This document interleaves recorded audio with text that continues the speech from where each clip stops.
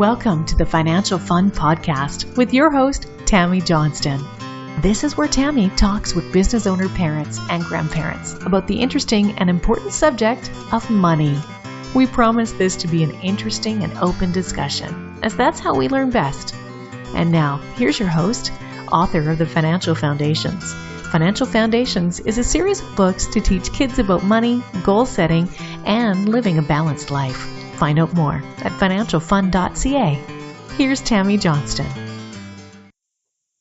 First things first, I would like to thank all of my listeners that have subscribed and reviewed my podcast and invite you to subscribe and review if you haven't yet. I appreciate you helping us to get the word out and making financial literacy a safe and welcoming subject for kids and adults. Second, please check out my podcast website, financialfun.ca, where you will be able to access past shows, find out more about me and our guests, as well as purchase the beautifully illustrated Financial Foundations books that teach kids about money in a fun, healthy, and holistic way.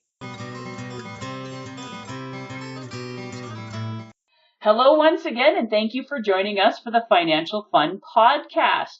Today we have a wonderful treat. We have a married couple that works together, Mark and Lisa Watts. Thank you for joining us, Mark and Lisa.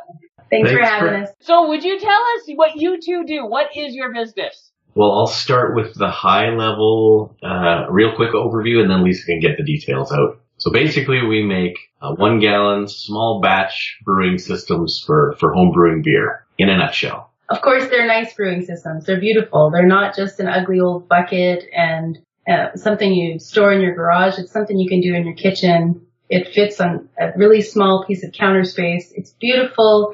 It's something people will talk about, and it's a lot of fun and super simple. Oh, so make your own beer at home. Absolutely. I mean, it's not like the olden days. It's not your dad's old home brew, though. It tastes like craft beer. It's fantastic beer. Oh, excellent. I can't say that I know what it tastes like because beer in my world is for washing hair, but I know that I'm the weird one. And what is your family situation? We are a blended family of 6 total, but 5 in the house currently. So there's Mark and myself, and we have 2 girls and 2 boys. Boy and girl is of Mark's and a boy and girl of mine. Oh my, so a very full household.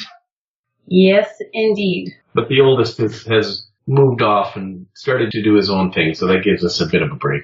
And that is definitely necessary after you deal with the joy of the teenage years. Oh yeah, he broke us in. Well, that's good. His siblings should be very, very thankful. Absolutely. So if you guys were to think back to when you were kids, when did you first start discovering money and that it was something important and that you needed to pay attention to?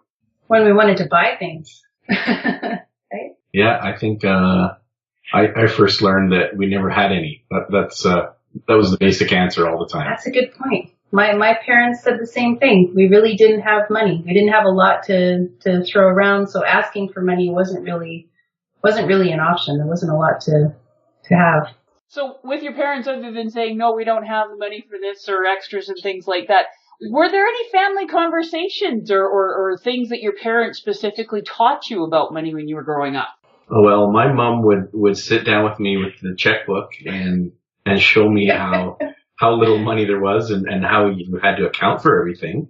Yeah, my mom too. She did the checkbook, and she also, when we would go grocery shopping, she'd point out, now look dear, look at what's the amount on that on the bill. And I'd look at it and say, oh my gosh, Mom, that's like $300. Well, yeah, it costs a lot of money to run a household. Definitely something I've passed on, those kind of words. Yeah, that's definitely something that a lot of kids just don't get, how much it costs to just keep everything going on a normal basis. What are some of the things that your kids are asking and things that you're noticing around the subject? Well, we know sometimes they want to save their money for big things, but they find it difficult to keep it in their pockets. We know they would much prefer we purchase it over them purchasing it. One of the things I've always said to my kids, especially way back when they were little, they'd say, Mom, can you buy me this? Can you buy me this? And I'd say, no, sorry. They'd say, can I have this? And I'd say, yes. And they'd be, oh, so excited. And I'd say, but with your money. And that was something that stuck. So they know they don't really get to just ask us for anything. I mean, they can try now. They're old enough that they try anyway. But I think we all adopted that when we merged. So that was the common theme. Whenever anybody asked for anything, it was always, sure, you can have it. Did you bring your money? Yeah. And how are you finding things are different now with your blended family than what they were before when you were dealing with the kids, when you were in different households and the kids were significantly younger? Well, yeah, they were so young that they didn't really have access to money anyway. And it was the same question. It was the same answers. So nowadays, you know, it's a bit different. But when they were little, they didn't have access to money anyway. And of course, kids ask for everything under the sun. What are some of the questions that they're asking about money now, other than, like, can I have this? Like, are they asking you any questions? You know, they don't. They're not really inquisitive about what it costs, you know, to be out in the real world. We're the ones that are pushing that kind of information. We'll say to them, you know, we sat down one time when we were all out to dinner and we were talking about, well, you know, one of our daughters, the youngest one, had asked or had said she wants to live with her friends when she's older, and, you know, they want to live in an apartment and go to school and all of this. And I said, so how are you going to pay for that? How are you going to pay for that apartment? How much is that apartment going to cost? So what about the bills? And she said, well, what are bills? What do you mean? I mean, they just had no concept until you start telling them. You know, one of the things they have asked us, you know, they would say things like, can we get a different car for when we're driving? And we'd say, well, do you have any idea what this car costs or this truck costs? And when we tell them, their eyes light up like they've seen a ghost. Because they can't believe, that's not what I thought. Can't even comprehend that much. Yeah. Yeah, and then it's not just the cost of the vehicle, it's the insurance, it's the maintenance, it's the gas, it's the registration, it's the oil changes. Exactly. It's, heaven forbid you get caught by photo radar. Yeah, and you know what? The funny thing is the oldest, so Mark's oldest, he is, of course, living out of the house. And one of the things that I said to him this Christmas was, we know you've now reached adulthood because you asked for winter tires for your Christmas present, because that's one of those things. You just can't necessarily afford it. Well, yeah, there's so many teenagers that want to get their license and then they want to be driving and going, okay, a lot of the parents will let you share the vehicle and stuff like that, but just what is it going to cost you just to cover the insurance? Oh, yeah. So I think he had a rude awakening on that one, and that's why he had to go around to as many people as he could asking for a single tire from each of them. Oh, he didn't ask for a tire fund. He asked for tires, did he? Yeah. Hopefully the 4 people he approached got together and discussed, so he got 4 at the same time. Yeah. Well, I know we got him one, so. And what about with your younger ones? Are they noticing, like, their older brother learning these lessons and stuff and trying to pick up from that? I don't think they really notice. There's the odd story, you know, that they'll hear us tell them about what he's going through, but I don't think it registers. I don't think, you know, things like taxes don't register at all with them. And they didn't with me when I was growing up, not even growing up, when I was early 20s. You know, and my only real job had been McDonald's, and I was working through university. And of course, I always got all my income tax back at the end of the year. So I thought, well, taxes aren't so bad. You just got to wait till the year and you get them back. Great system.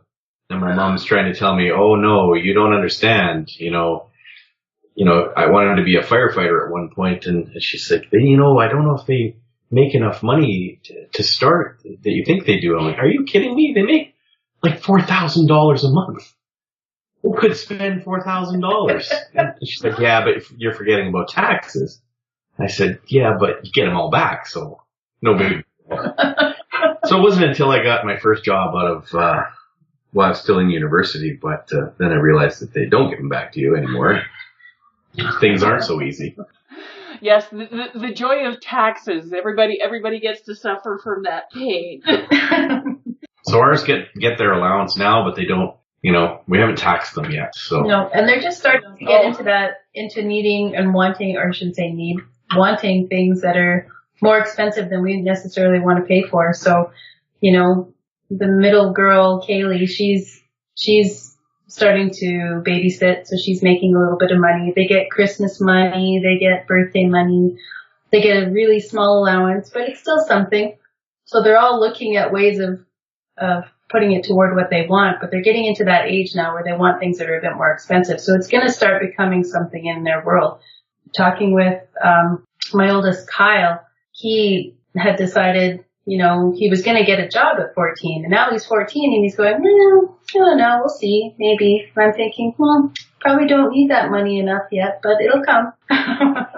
My daughter's very financially motivated, and she keeps asking me. She wanted to go around last summer and see if she could apply for jobs. And I'm going, I love the ambition, sweetheart, but you are not legally old enough for anybody to hire you until next summer. Mm-hmm. And I'm going, well, what do you want the money for? And she's got her little projects and stuff, and she knows what they're going to cost, and she gets her allowance, and there's things that she could do extra for me, but she wants that regular incoming paycheck. It's got her really excited.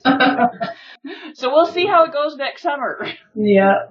So you say you give the kids allowance. How do you deal with that? How do you determine that? Well, they only get $10 a week, and they get that if they've all got a set of responsibilities that they have to do, so one is the dishwasher. One person will do the dishwasher all week. One will do the taking care of the dog all week. One will do all the bottles and the recycling and the garbage all week. They have to keep their rooms tidy, although one really struggles with that. And they have to clean their bathroom. And of course, we've never really said they have a set of things to do that were equivalent to what they were going to get as a pay in their allowance, but we did say, and I remember this was advice from my mom. Because I said to her, well, did you ever, because I couldn't remember, and I said, did you ever link my allowance to, certain chores? And she said, no. She said, you were told you would get an allowance if you did what I needed you to do when I needed you to do it. And that was that was it. Mm-hmm. So that's what we incorporated. Okay, well, if we ask you to do something, then you do it. And that's how you get your allowance. And do you put any specific rules on certain things that they have to spend their allowance on, or is it just that's their money and they can do with it as they want? Yeah, we don't make them do anything specific with it. And with having the blended family and different kids of different ages and stuff, are you finding that they have very different money personalities? Yes, one of them for sure. The middle daughter, she likes to save, and it could be a product of just getting that babysitting extra money, getting extra Christmas money, whatever it happens to be. At least when I was a kid, when you hit a certain threshold, then it's easier to save it once you've got a good chunk in there. I find anyway. So I know she built up a good amount and would really struggle to touch it. I think she's getting over that lately, but it was pretty good for a while. Yeah. She's still doing good, but she's spending more than she was. Yeah, but she does, when it's time to do Christmas shopping, she doesn't ask for any money from us to buy Christmas presents for anyone. She has her own money. She buys with her own money. She budgets it with her own money. She does a very good job at it. Oh, that's excellent. What about the boys? Oh, God. Oh. Where do we begin? Poor Kyle. If he's got any money in his pocket at all, he will find a way to spend it on something. Doesn't really think long term. And how do the kids react with one another around the subject? They don't really say too much to each other, I don't think, other than, if one doesn't have any money and they want them to go to 7-Eleven with them, well then, they'll lend some money and help out. But for the most part, there isn't a lot of discussion that we know of between them about money.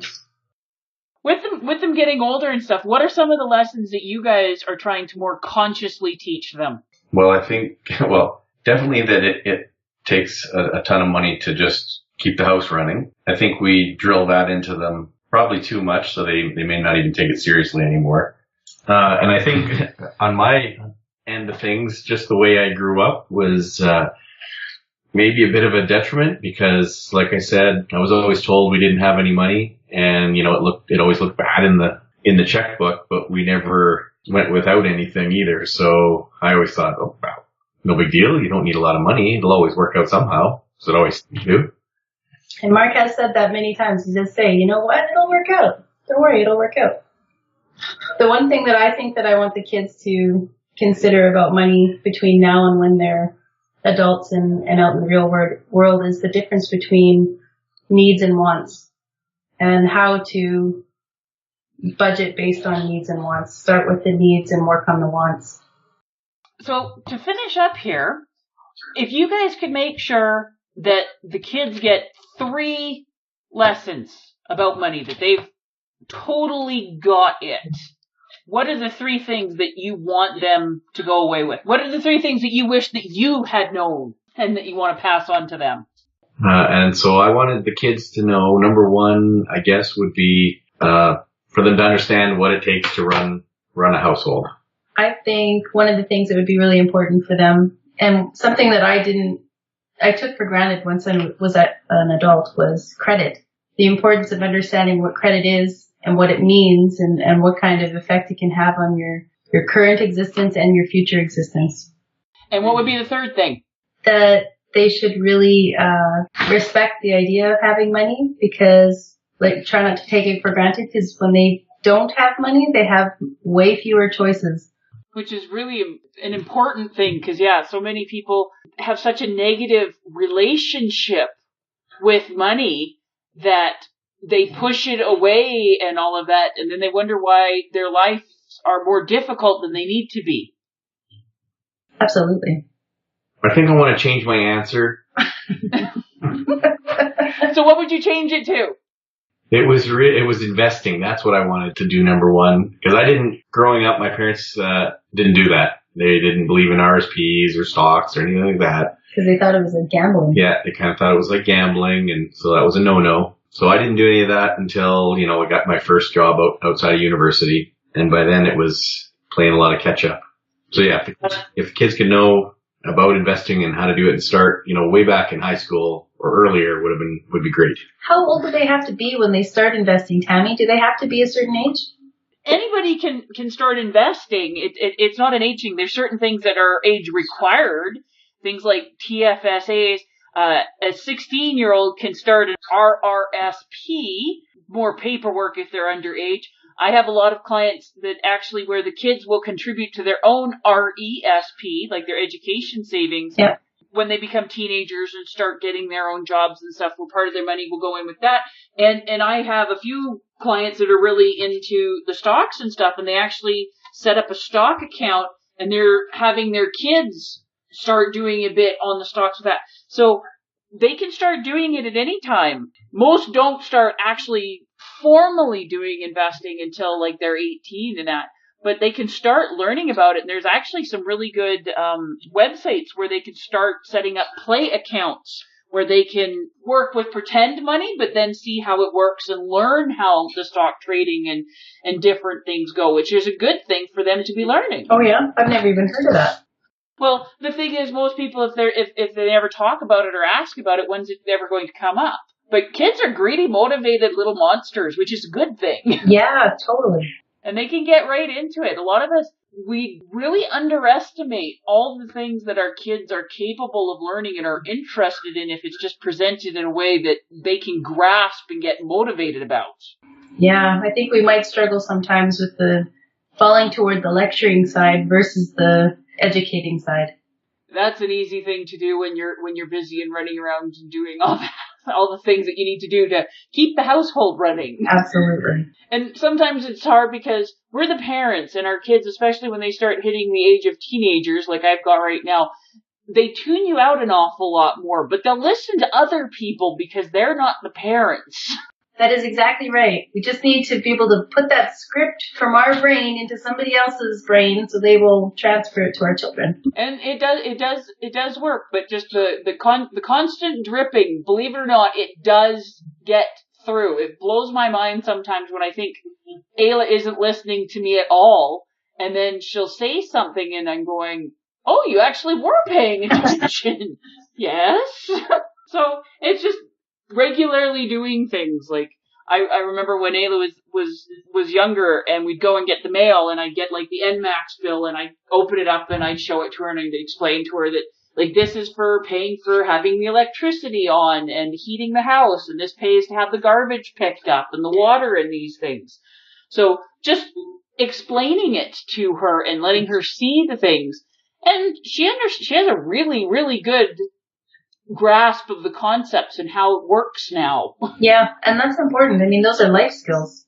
No, completely life skills. Well, thank you so much for taking time out of your busy day and lives to join us. It was a pleasure having you on the podcast. It was a pleasure being here. Thanks for having us, Tammy. All right. Have a wonderful day. You too. Take care.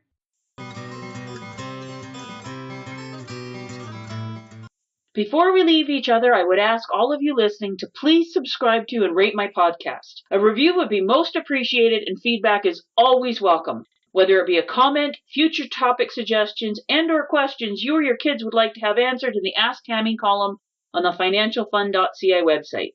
Please feel free to check me out on Facebook at Financial Foundation's Children's Books, on Twitter at Financial Fund, and Instagram at financial.fun. Thank you for joining us for this episode of the Financial Fun Podcast. Join Tammy Johnston again next week. For more information, please visit financialfun.ca.